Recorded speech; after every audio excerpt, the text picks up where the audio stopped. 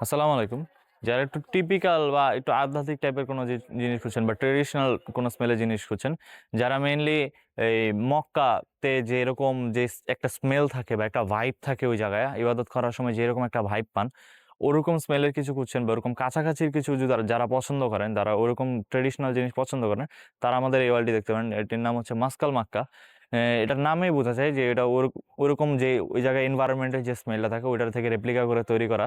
তো এটা একদম ওরকম হবে নাকি সেটা বলতে পারতেছি না। কিন্তু এটা ওরকমই আপনারা একটা ভাইব দিবে। আপনাকে ইবাদতের সময় ওরকম একটা ফিল করানোর জন্য যে মানে যে জিনিসটা দরকার সেটা এটা পূরণ করতে পারবে। তো এটা দেখতে পারেন। এটা খুবই ভালো একটি স্মেল।